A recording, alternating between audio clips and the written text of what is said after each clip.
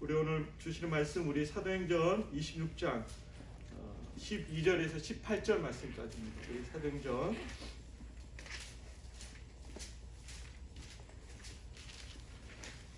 26장 12절에서 18절 말씀까지 우리 함께 보도록 하겠습니다.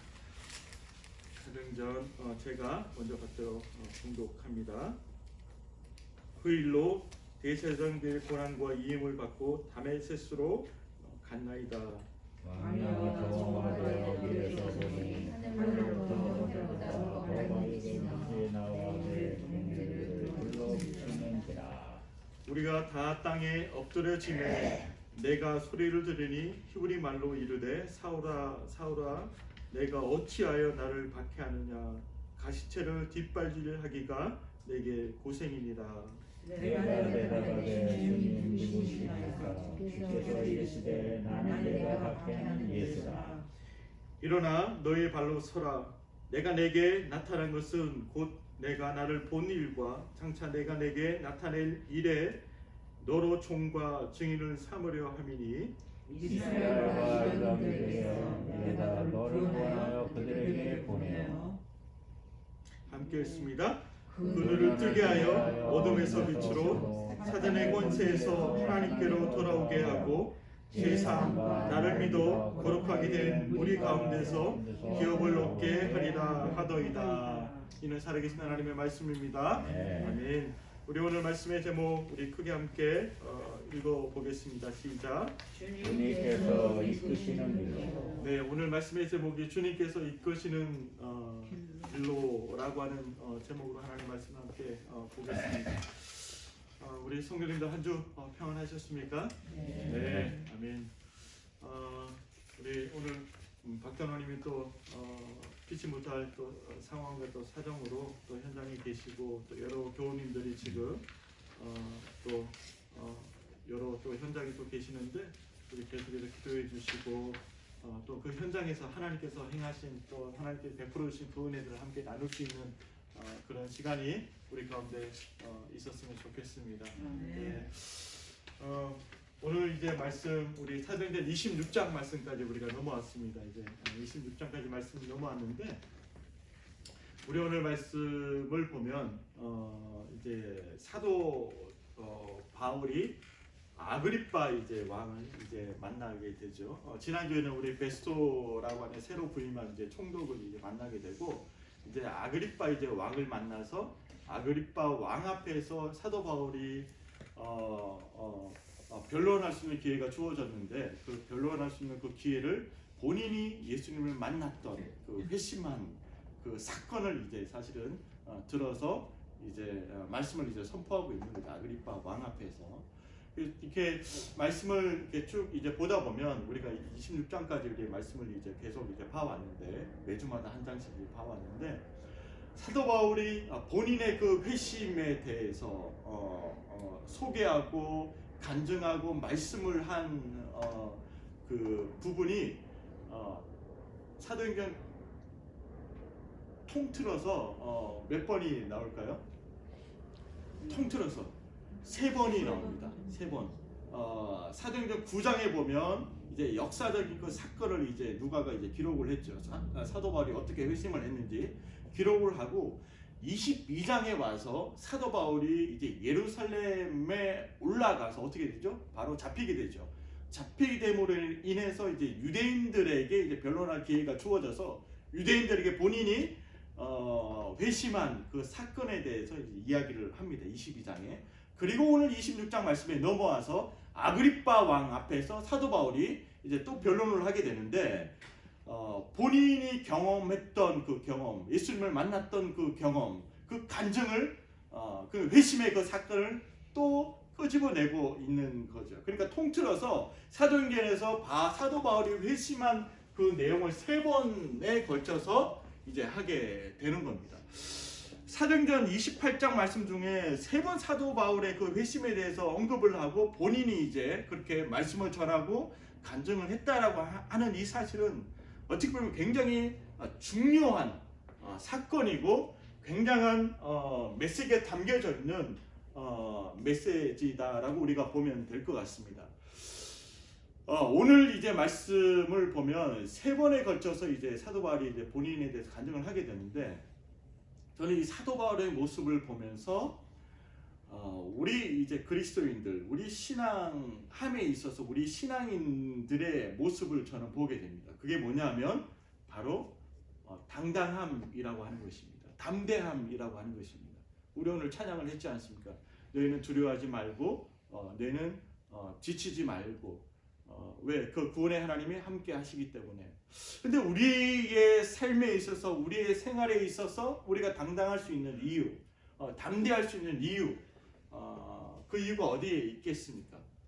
그 이유는 다른 데 있는 것이 아니라 바로 우리 인생 가운데, 우리의 삶 가운데 간증이 있을 때 담대할 수 있는 거예요. 간증이 있을 때. 예. 자, 우리 성도님들, 간증이라고 하면 뭐 대단한 사람들이 나와서 뭐 이야기하고 뭐 전해주는 그런 개념으로 이제 우리가 받을 수 있지만, 그런 어떤 개념보다도 정말 우리 인생 가운데, 삶 가운데 경험되어진 그 일들이, 모든 일들이 간증거리인 거죠. 간증인 거죠. 예, 그렇다고 한다면 우리 인생 가운데 간증이 있을 때 우리는 담대할 수 있어요.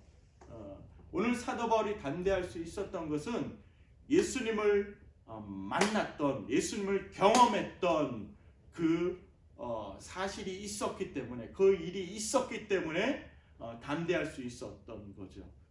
당당할 수 있었던 거죠. 왜 그러냐면 예수님을 만났던 이 사건은 바로 오늘 말씀에 나오죠.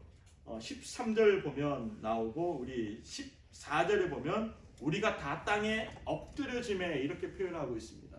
그 빛으로 인해서, 그 빛이 뭡니까? 바로 생명의 바로 주님이지 않습니까? 그 생명의 주님을 경험함으로 인해서 땅에 엎드려지는 이 현상, 바로 이게 예배고, 이게 바로 주님을 만난 자의 모습이라고 하는 것입니다.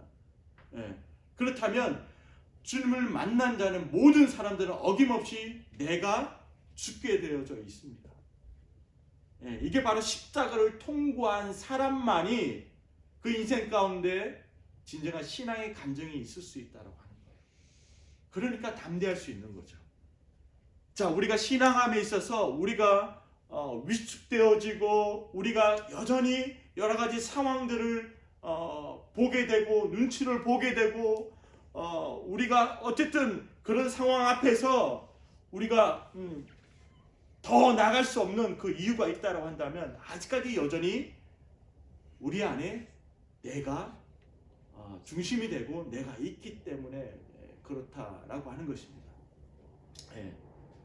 정말 우리 신앙에 정말 진정한 십자가를 통과한 그 경험, 그 간증이 있다고 한다면, 어떤 상황에서도, 어떤 형편에서도 주님께서 우리에게 말씀하신 그 길을 우리는 걸어갈 수 있다고 하는 거예요. 어떻게 해요? 당당하게, 담대하게 걸어갈 수 있다고 하는 것입니다. 그런데 주님과의 그 관계, 주님과의 그 어떤 십자가의 그 사건의 그 경험이 없는 사람에게는 이게 너무나 부담스럽고 너무나 힘든 일인 거예요. 예, 그 길을 가는 게. 예, 왜? 내가 여전히 살아있기 때문에, 내가 여전히 내 삶의 중심이기 때문에 그 일을 할 수 없는 거죠. 어떻게 해야 될지 늘 그게 부담으로 다가오는 거죠. 예. 바로 하나님의 일은 바로 하나님의 힘으로 되어지는 일인데, 인간의 어떤 노력과 힘으로 결단코 할 수 없는 일이라고 하는 것입니다. 그러니까 우리가 주님을 만나는 그 만남의 그 현장 가운데 정말 십자가의 그 경험, 내가 죽고 주님이 사는 그 경험이 없이는 우리의 삶 가운데 당당함이 생길 수 없다라고 하는 거예요. 예. 늘 환경에 늘 영향을 받는 그런 삶이 될 수밖에 없다라고 하는 것입니다. 사랑하는 우리 열린교회 성도님 여러분, 오늘 주일 예배 가운데 저와 또 여러분들 가운데 하나님 말씀하십니다. 당당하라고 말씀하십니다. 담대하라고 말씀하십니다. 바로 내가 너 인생 가운데 주인이다라고 주님께서 말씀하시기 때문에 그렇습니다. 예, 내 인생 내 힘으로 살아가는 게 아니라 바로 주님께서 나와 함께 하시고 주님께 나에게 주시는 그 힘으로 내 인생이 출발되어지고 내 인생이 시작되기 때문에 우리는 당당할 수 있는 거예요. 하나님께 우리가 말씀하신 그 말씀의 그 길 가운데 우리는 당당하고 담대하게 그 길을 갈 수가 있는 거죠. 바로 십자가를 통과한 그 경험, 그 감정의 그 고백들이 우리 가운데 날마다 커져만 가야 한다라고 하는 이 사실입니다. 사도 바울이 당당할 수 있었던 이유는 바로 여기 있었던 거예요. 그러니까 아그리빠 왕 앞에서 지금 당당하게 담대하게 본인이 경험한 그 예수님에 대해서 내가 회심을 했는데 이 회심의 이 핵심은 어디에 있느냐? 바로 부활하신 예수님을 만난 그 일에 있다라고 지금 사도 바울은 당당하게 말하고 있는 거예요. 내가 변화받았는데 내가 회심을 경험했는데 이게 다른 어떤 것에 요인이 있었던 게 아니라 부활하신 예수님을 경험한 거다. 예수님은 부활하셨다. 예수님은 살아계신다. 그 예수님을 내가 경험하니까 내 삶이 이렇게 180도 변화되었다 라고 아그리빠 왕 앞에서 담대하게 사도 바울이 외치고 설교했던 겁니다. 바로 그 신앙의 간증이 있었기 때문에 그래요. 신앙의 간증이 있는 사람은요 절대로 삐죽삐죽 되지 않습니다. 머뭇머뭇거리지 않습니다. 하나님께서 말씀하신 그 현장 가운데 담대하게 외치고 고백하고 선포하며 나갈 수 있는 사람이다라고 하는 것입니다. 여러분들 뭐가 두렵습니까? 뭐가 여러분들을 힘들게 합니까? 바로 신앙의 간증은요 그 모든 것을 뛰어넘게 하는 바로 하나님의 능력의 바로 툴이 될 수 있다라고 하는 이 사실입니다. 여러분 아그리빠 왕 앞에서 이렇게 담대하게 얘기했다라고 하는 것은 그냥 뭐 이렇게 쉽게 생각할 수 있지만 쉬운 일이 아닙니다. 왜냐하면 그 당시에 최고의 권력자, 당대 최고의 권력자 앞에서 지금 사도 바울이 지금 서 있는 거예요. 왜냐하면 지금 로마 정부의 최고의 권력자는 바로 베스토라고 하는 이 총독이고 유대 땅의 최고의 권력자는 오늘 말씀의 아그리빠 왕입니다. 베스토 앞에서 또 아그리빠 왕 앞에서 지금 사도 바울이 서 있는 거예요. 그러니까 최고의 양대 권력자 앞에서 사도 바울이 앞에서 지금 변론을 하고 본인의 그 입장을 지금 이야기하고 있는 거죠. 이게 여러분들 쉽겠습니까? 쉬운 일이겠습니까? 여러분들 어떻게 생각하십니까? 결단코 쉬운 일은 아닙니다. 그럼에도 불구하고 그런 권력 앞에서도 주눅들지 않고 위축되지 않고 당당하게 본인이 경험한 그 부활하신 그 예수 그리스도를 선포할 수 있다고 하는 것. 이건 사도 바울뿐만 아니라 이 자리에 참석한 모든 성도님들, 이 땅을 살아가고 있는 신앙함을 가지고 살아가고 있는 모든 신앙인들에게 바로 나타나야 될 모습이라고 하는 사실입니다. 이 당당함 속에 오늘 말씀에 보면 사도 바울이 이제 본인이 부활하신 예수님을 만난 그 경험에 대해서 이제 쭉쭉 이제 말씀을 하고 있는데 13절에 보면 이렇게 말씀하고 있습니다. 아그리빠 왕에게 이렇게 왕이여 정오가 되어 길에서 보니 하늘로부터 해보다 더 밝은 빛이 나와 내 동행들을 둘러 비추는지라 이렇게 말씀하고 있습니다. 정오의 빛이 비추는데 그 정오의 빛보다 어떻게 해요? 더 밝은 빛이 비췄다라고 그리고 그것을 경험했다라고 사도 바울이 고백하고 있어요. 바로 이 정오의 빛보다 더 밝은 빛, 이게 어떤 빛이겠습니까? 바로 생명의 빛인 줄 믿습니다. 그 빛을 지금 의미하는 거예요. 지금 생명의 빛. 왜냐하면 정오의 빛도 엄청나게 이게 정말 눈을 떠서 볼 수 없는 빛입니다. 정말 우리 경험하고 있지 않습니까? 그 빛인데 그 빛보다 더 밝은 빛, 그 밝은 빛을 경험했다라고 하는 거죠. 어둠은 죄와 사망입니다. 어둠은 죽음이에요. 근데 빛이 임하면 그 어둠은 사라지는 거예요. 그러니까 그 생명이 임하게 되면 그 죽음은 사라지게 되어 있는 거죠. 그러니까 오늘 이 13절의 이 말씀, 이 고백은 뭐냐면 바로 사도 바울이 바로 생명을 경험했다라고 하는 이 고백인 거예요. 정오의 빛보다 더 밝은 빛, 바로 생명의 빛인데 내 어둠에 이 죄의 이 어둠의 모습을 몰아내어준 그 생명을 내가 경험했다라고 지금 고백하고 있는 거예요. 그러면서 우리 14절 말씀에 우리가 그 다 땅에 엎드려짐에 내가 소리를 들었다라고 말씀. 예수님의 소리를. 그러니까 그 빛 앞에서 땅에 다 엎드려진 거예요. 그리고 소리를 들은 거예요. 이게 바로 예배입니다. 예배. 바로 주님 앞에 섰을 때요, 모든 사람들이 그 주님의 그 영광의 빛 앞에, 그 생명의 빛 앞에서 엎드려질 수밖에 없어요. 오늘도 우리가 주님 앞에 예배를 드립니다. 이 주님의 영광의 빛, 이 주님의 그 생명의 빛 앞에서 우리가 엎드려질 수밖에 없다라고. 이게 예배거든. 엎드려지는 거. 예.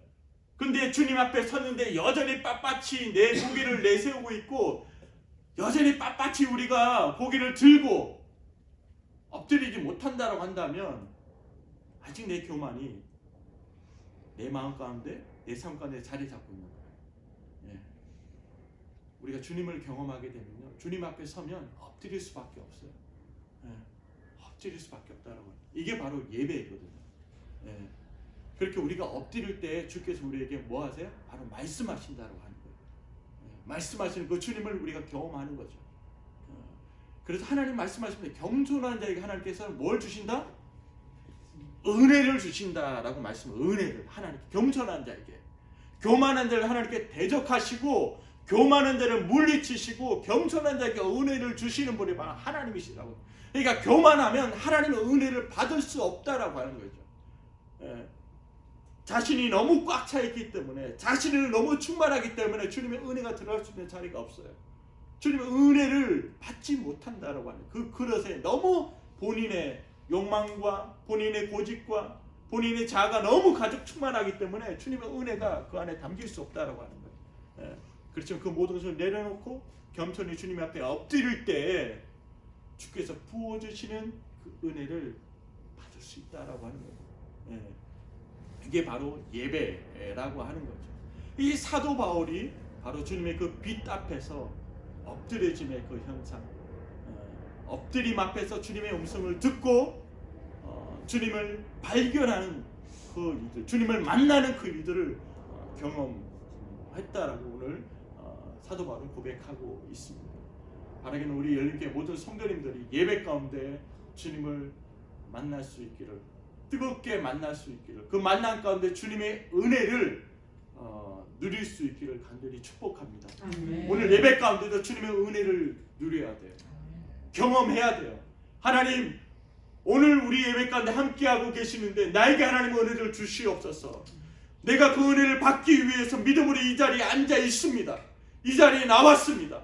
하나님, 내가 권사이기 때문에, 장로이기 때문에 의무적으로 나와서 앉아 있는 게 아니라 나에게 은혜 주실 그 주님 바라보며 이 자리에 내가 있습니다. 하나님, 나에게 은혜 주실 줄 믿습니다. 라고 믿음으로 나아갈 때 하나님께서 우리 가운데 필요한 은혜를 부어주신다고 하는 사실입니다. 믿으십니까? 네. 환경을 바라보지 마세요. 오늘 누가 안 왔나, 누가 안 왔나, 이렇게 왜 안 왔지? 그게 아니죠. 하나님께 나를 부르신 하나님께서 나에게 주실 그 은혜에 우리가 집중하는 거예요. 예. 그럴 때 하나님께서 부어주시는 그 은혜를 경험하고 그 하나님을 만나는 그 거룩한 일이 오늘 예배 가운데 일어난다라고 하는 사실입니다. 예. 오늘 이 사도 바울이 그렇게 고백했어요. 그랬더니 16절 말씀에 보면 참 우리 오늘 이 사도 바울의 간증과 이 말씀 가운데 앞에 9장과 22장에서 언급하지 아니한 그 간증의 내용들이 오늘 아그리빠 왕에서 드러나게 됩니다. 그러니까 기존에 없었던 그 정보들이 오늘 아그리빠 왕에서 26장 말씀에서 사도 바울이 끄집어내게 됩니다. 이거는 26장이면 나오는 말씀인데 우리 16절 말씀이 어떤 말씀입니까? 자, 함께 읽습니다. 시작. 일어나 너의 발로 서라. 내가 너에게 말씀한 것은 곧 이거라.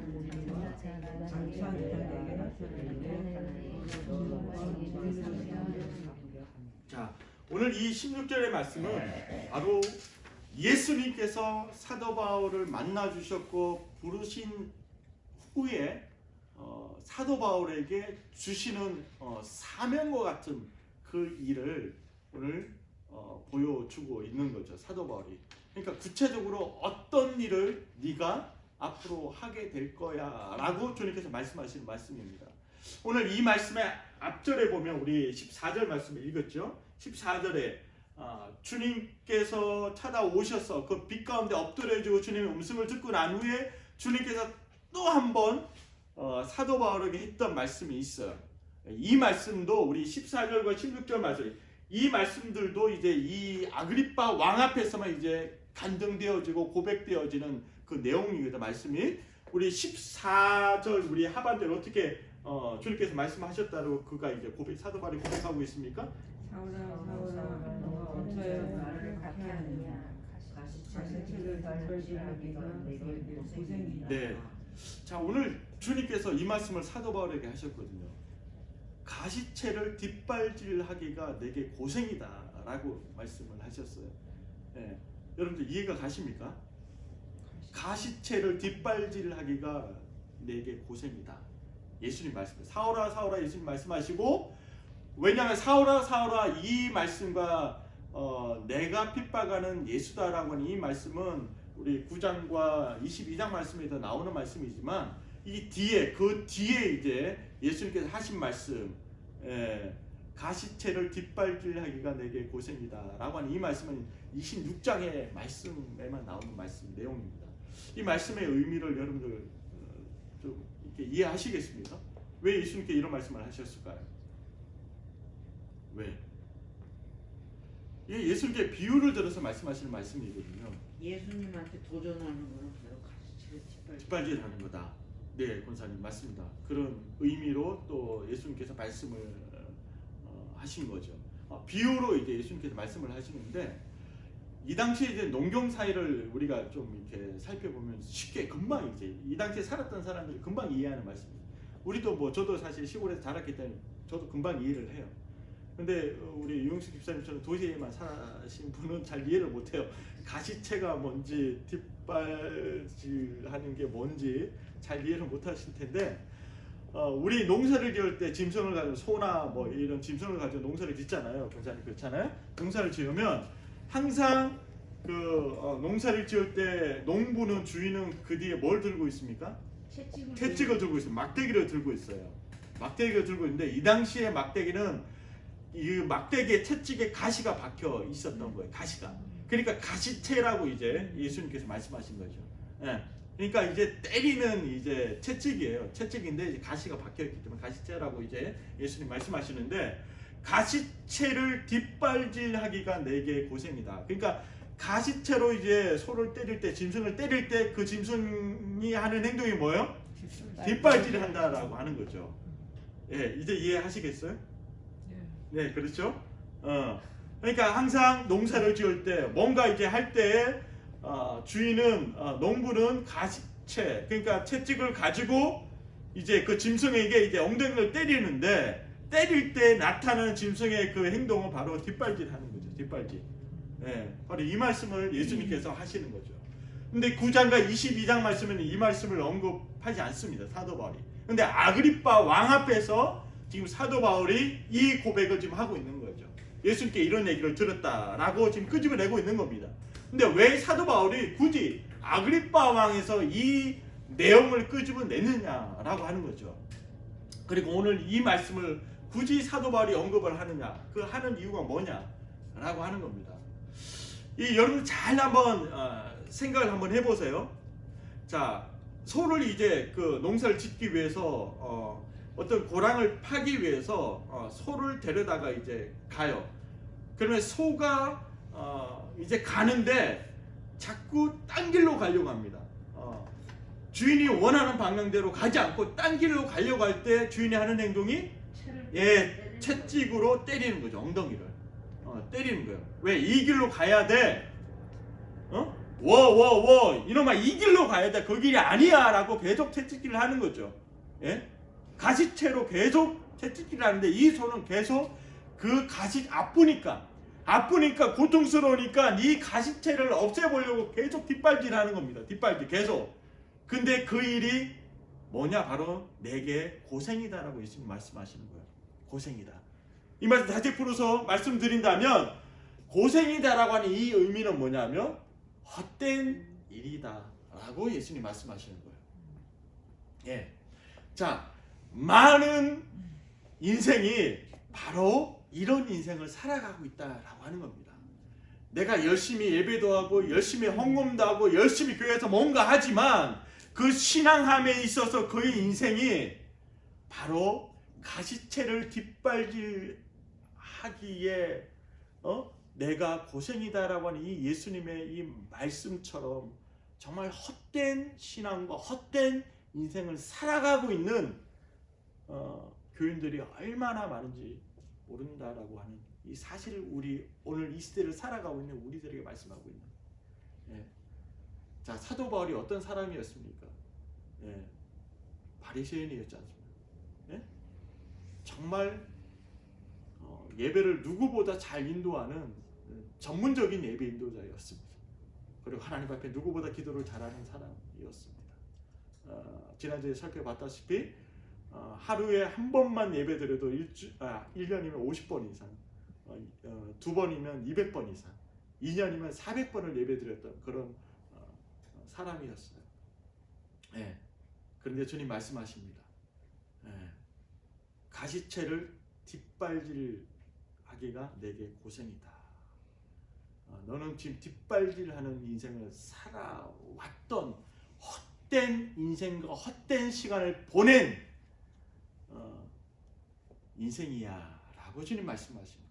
이 말씀 앞에 사도 바울이 충격을 받는 거죠. 내가 정말 하나님을 위해서 하려고 했던 그 모든 일들이 주님 보실 때, 하나님 보실 때는 다 헛된 수고였고 헛된 일이었구나 라고 하는 것을 가르쳐 주는 거예요. 깨닫게 해주는 겁니다. 여러분들, 지금 내 신앙함에 있어서 내 신앙생활이 지금 이렇다라고 한다면 빨리 깨닫고 빨리 주님 앞으로 돌아와야 돼. 우리에게 주님께서 채찍을 가하실 때가 있습니다. 가시채로 우리의 인생 가운데 칠 때가 있습니다. 그때 빨리 우리가 깨닫고 이게 아니구나, 아차, 이게 하나님께서 가라고 하시는 그 길, 주님께서 원하시는 그 길이 아니구나 라고 빨리 깨닫고 빨리 주님 앞으로 돌아설 때, 일탈해서 다시 한번 주님의 그 길로 돌아올 때 바로 그 인생이 복된 인생, 바로 주님께 기뻐하는 인생이 된다라고 하는 이 사실. 우리 사무엘하 7장 14절 말씀에 이렇게 말씀하고 있어요. 사무엘하 7장 14절 보면, 말씀에 한번 보면 사무엘하 7장 14절 말씀에, 7장 14절이에요. 7장 14절에 이렇게 말씀하고 있거든요. 가시채라고 하는 이 표현을 동일하게 이제 사용하고 있는 말씀인데, 여기는 사람의 매라고 표현하고 있어요. 7장 14절 사무엘하, 제가 한번 읽어드리겠습니다. 제가 읽습니다. 나는 그에게 아버지가 되고 그는 내게 아들이 되리니 그가 만일 죄를 범하면 내가 사람의 매와 인생의 채찍으로 징계하려니와, 그렇게 말씀하고 있습니다. 여기 오늘 보니까 나는 그에게 아버지가 되고, 아버지는요 그 아들에게 무엇을 해요? 범죄하지 않게 하기 위해서 사람의 매와 인생의 채찍으로 그 아들을 징계한다라고 오늘 말씀하고 있습니다. 사무엘의 7장 14절 말씀에 말이죠. 바로 이 여기서 나오는 이 사람의 매, 인생의 바로 채찍이 바로 우리 본문에 나오는 사도행전 26장에 나오는 14절에 나오는 바로 가시채라고 하는 이 말과 같은 의미가 있다고 하는 것입니다. 여러분들, 주님께서 우리의 인생 가운데 가시채, 그리고 때로는 인생의 채찍을 갈 때가 있습니다. 그때는 우리는 어김없이 기억해야 될 거 뭐예요? 내가 지금 주님의 길로 가고 있다, 안 가고 있다? 안 가고 있다라고 우리가 빨리 생각하셔야 돼요. 그리고 우리의 인생의 길을 다시 턴하셔야 돼요. 돌리셔야 돼요. 그리고 주님 앞에 나와 어떻게 엎드리셔야 돼요. 주님 앞에 엎드리시고 그 주님을 붙들어야 돼요. 그래서 주님께서 말씀하십니다. 이것만이 우리의 신앙함에 있어서 우리의 신앙을 건강하게 하고, 신앙함에 있어서 우리의 신앙이 건강함으로 세상 가운데 끊임없이 영향력을 선한 영향력을 발할 수 있는 길이다라고 하는 사실입니다. 예. 우리 이것을 한번 생각해 봐야 돼요. 가시채로 맞을 때, 예? 사람의 매로 맞을 때, 인생의 채찍이 가해질 때 어때요? 우리 사람의 매로 맞아본 적이 있으십니까? 우리 성도님들, 저는 맞아봤거든요. 왜냐하면 권사님 죄송합니다. 제가 이렇게 중학생 때 학교 다닐 때 왜 이렇게 선생님들은 이렇게 아이들을 막 이렇게 지금 생각하면 이해가 안 가는데 그때 우리 당연한 건 줄 알았어요. 근데 왜 이렇게 많이 때리셨는지, 몽댕이를 가지고 이렇게 왜 선생님들, 교사 선생님들 왜 그렇게 하시는지 난 이해가 안 가요. 근데 우리는 그게 당연한 건 줄 알았어요. 그때는 성적이 좀 떨어지고 숙제 안 하면 무조건 어떻게 돼요? 저희는 칠판 앞에 이렇게 대고 항상 엉덩이를 만드는 거예요. 그게 일이었어요. 그리고 선생님의 일은 그거를 하는 게 선생님 일이었어요. 참 지금 생각해 참 웃긴 일인데 참 많이 맞았어요. 많이 맞았어요. 뭐 이거 해서 안 돼서 맞고 저거 해서 안 돼서 맞고 뭐 그러니까 맞는 게 일이었어요. 중학생 때. 이 사람의 매, 이 인생의 채찍을 맞을 때 우리가 가지는 그 생각이 뭐예요? 속상하고 기분 나쁘잖아요. 그렇잖아요. 저는 그때 맞을 때 되게 속상했어요. 그리고 되게 기분 나쁘고 그리고 정말 아팠어요. 근데 그 때리는 선생님을 내가 존경했겠습니까? 싫어하고 절대 존경하지 않죠. 그러니까 인생의 매를 가는 사람들의 특징이 있어요. 절대로 그 사람을 존경할 수 없다라고 하는 거죠. 인생의 매를 맞을 때. 그런데 그 인생의 매를 통해서, 사람의 매를 통해서 또 뭔가 일어나거든요. 예? 그 안에 교훈이 있는 거죠. 그 안에 어떤 메시지가 있는 거죠. 단순히 맞을 때 아프지만 그 단계에 머무는 게 아니라 그 단계를 넘어서서 나에게 왜 매를 가했을까? 채찍을 가했을까? 라고 생각한다라면 그 매가, 인생의 채찍이 나를 다시 한번 바로 잡아주는 귀한 도구로 사용될 수 있다라고 하는 것입니다. 예. 그렇다면 우리가 한번 여기서 생각해 봐야 돼요. 한번 우리가 사람의 매나 인생의 채찍을 우리가 경험할 때 우리에게 중요한 것은 뭐냐면 그 매를 든 사람, 가시채를 든 사람이 누구냐라고 하는 걸 우리가 봐야 돼요. 이게 정말 중요하거든요.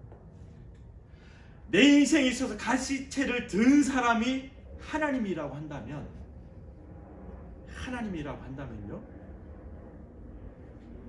그 가시채를 통해서 내가 맞을 때, 인생의 채찍이 내 인생 가운데 가해질 때 그게 고통이 아니라 그게 바로 우리를 살리는 귀한 도구가 된다라고 하는 사실을 우리는 깨닫게 되는 거죠. 하나님을 봐야 된다라고 하는 하나님. 자, 그 짐승은요, 또한 수많은 인생들은요, 본인의 길을 가겠다라고 고집을 피우며 길을 쓰면서 계속 그 길을 가려고 뒷발질을 합니다. 계속 아픔에도 불구하고 계속 뒷발질. 왜 때리냐고, 제발 때리지 말라라고 뒷발질합니다. 손은. 그 인생이 헛된 인생이고 헛된 수고라고 하는 거예요. 아무리 해봐야 계속해서 그 채찍이 가해질 뿐이에요. 그리고 헛된 수고를 계속 뒷발질한 헛된 수고를 할 뿐이다라고 하는 겁니다. 자, 그 소에게 가장 좋은 해답은 뭐겠습니까? 맞습니다. 빨리 주인이 원하는 그 방향, 가라고 하는 방향대로 돌아오는 게 최선의 길입니다. 최선의 길이다라고 하는 것입니다. 근데 우리 인생이 그렇거든요. 정말 우리 인생이 지혜롭지 않거든요. 내가 고집하는 거, 내가 원하는 거, 때로는 정말 그 일 때문에 우리가 그 가시채로 맞는 경험을 함에도 불구하고 내 고집과 내 아집과 내 중심 때문에, 내 욕망 때문에, 내 욕심 때문에 알면서도 계속 뒷발질을 하거든요. 계속 우리가 그러니까 쉽게 말씀드리면 자동차를 우리가 운전하잖아요. 역주행하는 인생을 살아가는 게 바로 뒷발질하는 인생이라고 저는 봐요. 예. 가시체를 뒷발질하는 인생이 바로 역주행하는 인생입니다. 운전을 하다 역주행하면 어떻게 됩니까? 그는 완전 그냥 죽는 거예요. 완전 그는 살인행위입니다. 죽음을 각오하고 그 길을 가는 거예요. 근데 수많은 인생들이 그걸 모르는 거예요. 내가 가고자 하는 그 인생길을 가는 것만이 행복한 길이고 정답이라고 고집 피우는 거예요. 근데 주님 계속 말씀하신, 야 이놈아 그 길이 아니다. 가시체로 계속 주님께서 말씀하시는데, 징계를 가하시는데 바르게 살라라고, 바른 신앙함을 하라고, 바른 삶을 살아, 행복한 삶이 이 길이야 라고, 이놈아 이거야 라고 계속 말씀하시는데 고집 피우는 거예요. 죽음의 길로 계속 가는 거예요. 예? 죄악된 길로 계속 가는 거예요. 그게 행복하다라고, 그게 참 자유라고. 아니야 이놈아, 이 길로 다시 가야 돼, 이 길이야. 못 듣는 거죠. 우리 대표적인 예로 요나를 한번 봅시다.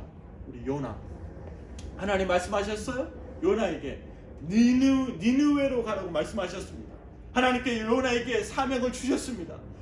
니느웨가 하나님의 구원을 선포하라고 말씀하셨어요. 그런데 요나는 그게 안 되는 거예요. 그래서 요나는 다시스로 가기를 결정합니다. 정반대로 가는 거죠.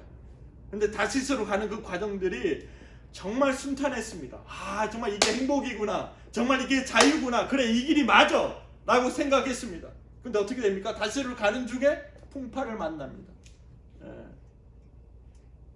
바로 이게 하나님의 가시체, 채찍이라고 하는 겁니다. 예. 우리 이스라엘 백성들 열흘이면 갈 그 길을 몇 년 걸렸습니까? 40년이 걸렸습니다. 왜? 본인의 고집을 피우기 때문에 그래요. 하나님 계속 하나님 말씀하시는 거예요. 그 길이 아니다 이놈아. 하나님 원하시는 순종이었습니다. 순종. 근데 그 순종이 안 되는 거예요. 내가 원하는 방향으로 계속 가려고 하는 겁니다. 계속 뒷발질하는 거예요. 인생이. 하나님을 믿는다라고 하면서 말하면서 여전히 본인이 살아있는 거예요. 아까 제가 말씀드렸지 않습니까? 우리에게 담대함이 어디서 나오냐? 내가 죽을 때 나오는 거예요. 내가 죽고 예수로 사는 인생 가운데 그 당당함이 묻어나 있는 거예요. 예. 담대할 수 있는 거죠. 근데 내가 죽지 않고 여전히 내가 살아있으니까요, 계속 뒷발질하는 겁니다. 예. 그러니까 계속 인생이 헛된 수고와 헛된 인생을 살아갈 수밖에 없는 거죠. 교회는 출석하지만 말입니다. 예. 40년 동안 그 헛된 시간들을 보내게 됩니다. 이스라엘 백성들이. 바로 이게 인생을 역주행하는 거죠. 여러분들, 사랑하는 우리 열린교회 성도님들, 하나님께서 우리 가운데 한 사람 한 사람 가운데, 저와 여러분들 가운데 가라고 하시는 그 길이 있습니다. 믿으십니까? 우리를 이끌어 가시는 그 길이 있습니다. 열린교회 가운데 우리를 이끄시는 그 하나님이 있다라고 하는 사실입니다. 그러면 주님께서 이끄시는 대로 순종하며, 나는 뭔지는 잘 모르겠지만 주께서 이렇게 날 이끄시면, 인도하시면 주님 의지하고 믿고 순종하겠습니다 라고 우리가 가면 되는 겁니다. 네. 이게 바로 하나님께서 오늘날 우리 교회 가운데, 이 시대 교회 가운데 원하시는 하나님의 마음이다 라고 하는 것입니다. 네. 일탈하지 말라라고 하는 거예요. 네. 너네 교회 그래 돈 많어, 너네 교회 그래 큰 건물 가지고 있어, 그래 좋아, 하지만 그걸 자랑하지 말라라고 하는 거예요. 네? 바로 내가 이끄는 대로 순종하면 나오라고 주님께서 말씀하시는 겁니다. 그렇지 않고 여전히 주님께서 이끄시는 대로 나가지 못한다고 한다면 그 모든 인생은 가시체를 뒷발질하는 헛된 수고를 하고 있는, 고생하는, 주님께서 참 안타깝게 여기는 인생이 될 수밖에 없다라고 주님 오늘 말씀을 통해서 우리 가운데 말씀하십니다. 사랑하는 성도님 여러분, 주님께서 이끄시는 대로 그 길을 따라서 주님과 함께 그 길을 갈 수 있기를 간절히 축복합니다. 그 길 갈 때 주님께서 우리에게 부탁하시는 게 있어요. 그 부탁이 뭐냐면, 우리 아까 16절 말씀 읽었죠? 16절 말씀 보면 제일 끝에 보면 어떻게 고백하고 있습니까? 증인을 삼으려. 네, 그렇게 말씀하십니다. 자, 내가 너를 이끌어 갈 거야. 내가 너와 함께 할 거야.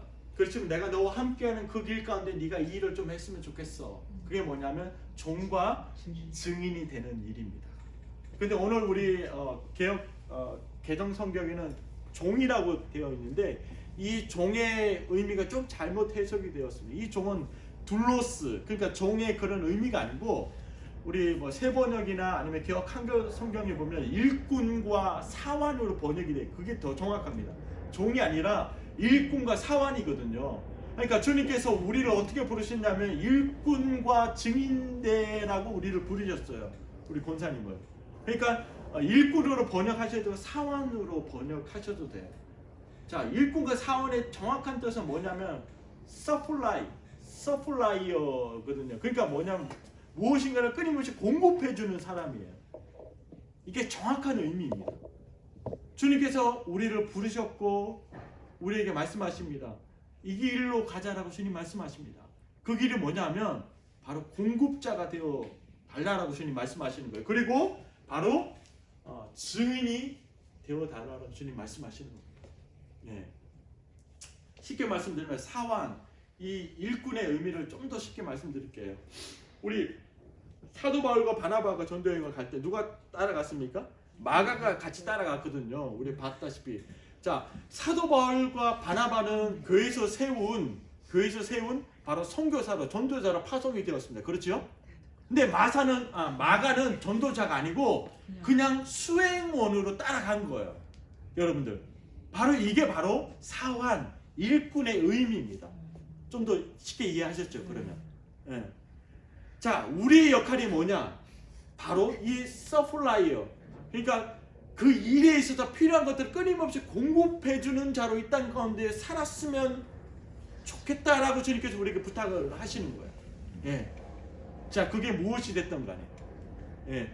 우리의 삶 가운데, 인생 가운데, 그게 시간이 되었던, 물질이 되었던, 무엇이 되었던 간에 하나님의 복음을 증거함에 있어서 필요한 그 모든 것들을 너네들이 교회가 공급해 주어라. 주님 말씀하시는 겁니다. 예. 교회의 사명인 거죠. 예.